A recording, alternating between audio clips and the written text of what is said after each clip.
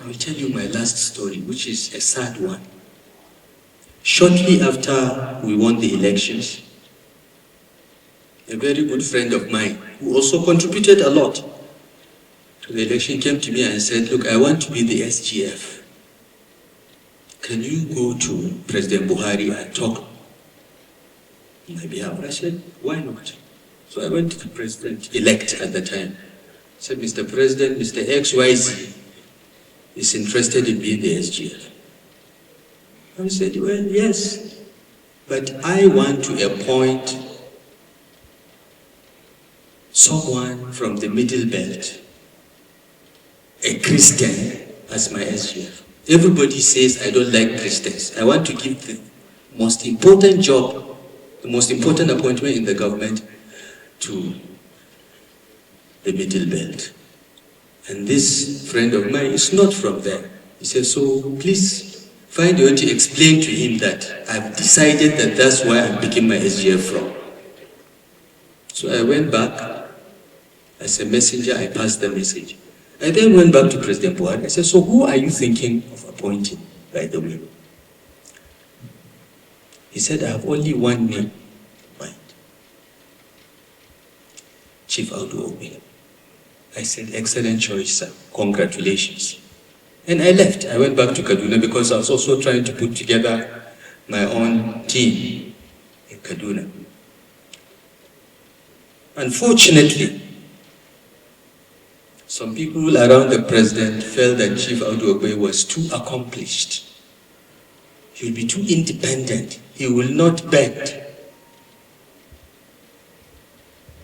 So they packaged a story that Chief Audu Ogbeh had an outstanding loan with the bank for his agricultural business to the tune of $1 billion or $2 billion, and that if he was appointed SGF, his first priority would be to pay off his loans rather than do the job.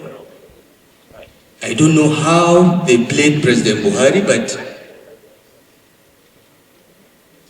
the next time he called me, he said, look, some things have come up and I'm appointing someone else as SGF. I said, why? It took me time because President Buhari is very difficult to extract, get him to talk.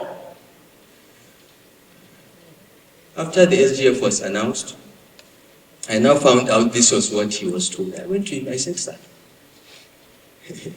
borrowing is not a crime. Chief Audu Ogbeh is a thriving farmer. He has a big farming business. You can go and see it. And it is functioning. He's paying back the loan. Borrowing is not a crime.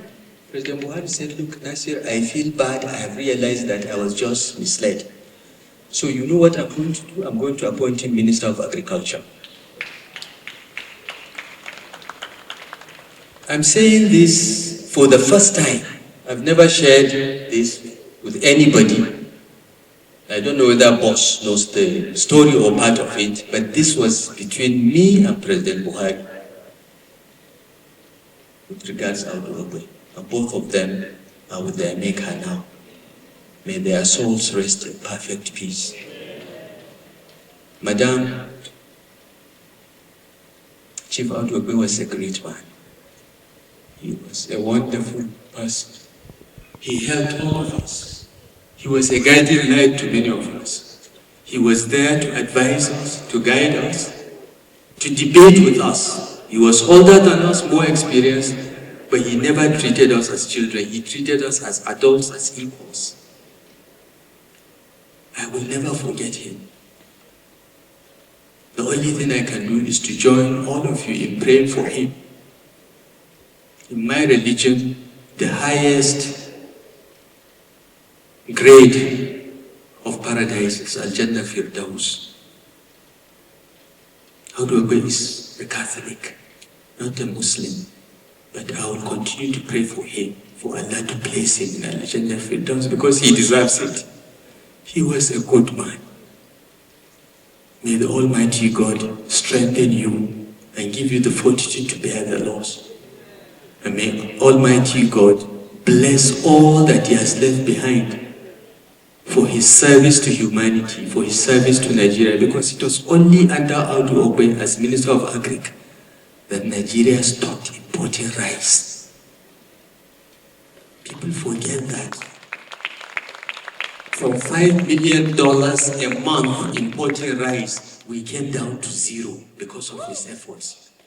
It was only under Audu Ogbeh that the Anchor Borrowers Program was designed and implemented such that our farmers will get loans at very low levels of interest. He pushed for that. He believed in it. He practiced it.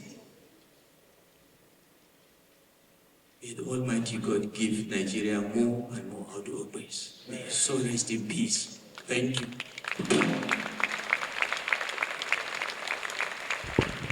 Thank you very much.